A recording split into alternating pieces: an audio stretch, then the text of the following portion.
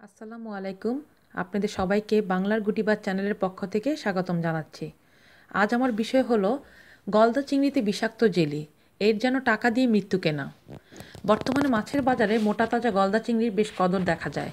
দেদারসে বিক্রি হয় গলদা চিংড়ি, আর এই সুযোগকে কাজে লাগিয়ে সাভারে কিছু অসাধু ব্যবসায়ী সাধারণ মানুষকে খাওয়াচ্ছেন জীবননাশী বিষাক্ত জেলি। দেশের শীর্ষস্থানীয় একটি অনলাইন সংবাদ মাধ্যমে অনুসন্ধানে উঠে এসেছে তথ্যটি।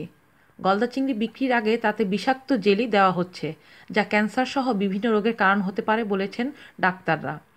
অনলাইন সংবাদ মাধ্যমটির প্রতিবেদনে বলা হয়েছে, সাভারের বেশ কিছু এলাকায় দেখা গেছে ইদানিং মাছের বাজারে গলদা চিংড়ির বেশ আমদানি। অনেকটা কম দামে বিক্রি করা হচ্ছে মোটা তাজা চিংড়ি। কম দামে বিক্রির কারণ, জেলি দিয়ে ছোট মাছকে তড়িৎ বড় করার চেষ্টা করা হচ্ছে। একজন ক্রেতা যেমন অভিযোগ করলেন, চিংড়ি মাছের জেলি ইনজেক্ট করার পর তা আকারে বড় হয়ে যায়, ওজনও বেড়ে যায় কয়েক গুণ। পরে রান্না করলে আবার আগের ছোট আকারেই ধারণ করে। আমি বেশ কয়েকবার প্রতারিত হয়েছি এসব চিংড়ি কিনে। ব্যবসায়ীরা অল্প কিছু টাকা বেশি পাওয়ার জন্য এসব করছেন, কিন্তু ডাক্তাররা জানাচ্ছেন মানবদেহের জন্য কতটা ক্ষতিকারক এই জেলি। সাভার উপজেলা প্রধান স্বাস্থ্য কর্মকর্তা ডাক্তার মোহাম্মদ আমজাদুল হক বলেন, চিংড়িতে ব্যবহৃত এসব জেলি জীবননাশী। এগুলো চোখের কিডনি নষ্ট করে দিতে পারে।